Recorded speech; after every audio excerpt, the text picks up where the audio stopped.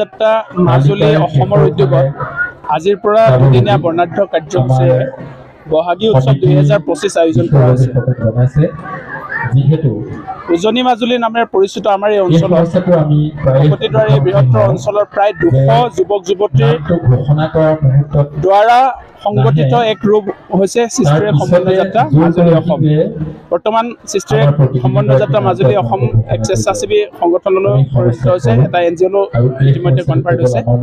আজি আমাৰ দুদিনীয়া বৰ্ণাঢ্য কাৰ্যসূচীত আপোনালোকে দেখিলে যে আমি ইয়াতে আজি প্ৰায় 15 দিনৰ আগতে বিহু আখৰা 7 দিনীয়া বিহু আখৰা আয়োজন কৰিছিলোঁ।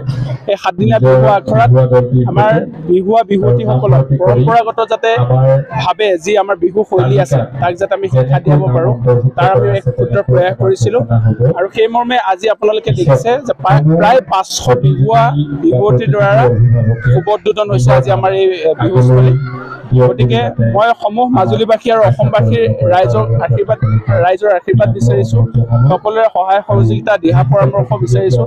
আমাৰ যাতে এই অনুষ্ঠান সাফল্যমণ্ডিত হয় তাৰ বাবে সকলোৱে গঠনমূলক পৰামৰ্শ আমাৰ যাতে ইয়াতে সহযোগিতা আগবঢ়ায়।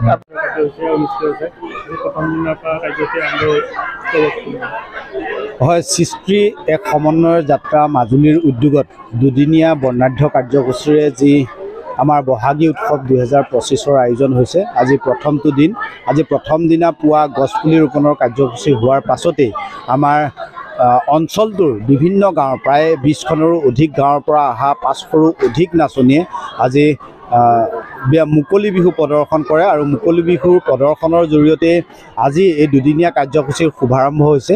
ইয়াৰ পাছতে আমাৰ সৰু বিহুৱতী প্ৰতিযোগিতা আৰম্ভ হ'ব, বৰ বিহুৱতী প্ৰতিযোগিতা আৰম্ভ হ'ব আৰু কালিলৈ দিনটোত জেং বিহু প্ৰতিযোগিতা আৰম্ভ হ'ব। আৰু তাৰ সমান্তৰালকৈ কালিলৈ যিহেতু শেষৰটো দিন, নিশাৰ ভাগত ৰাজ্যখনৰ জনপ্ৰিয় কণ্ঠশিল্পী নিতুল দাধৰাৰ জৰিয়তে সংগীতানুষ্ঠানৰ আয়োজন হৈছে। আমি আশা কৰিম মাজুলীৰ বিভিন্ন স্থানৰ প্ৰতিজন লোকেই আহক, আমাক সহযোগ কৰক আৰু সৃষ্টিক আগুৱাই নিয়াৰ ক্ষেত্ৰত প্ৰতিজন লোকৰে প্ৰতিজন মাজুলীবাসীৰে সহায় সহযোগিতা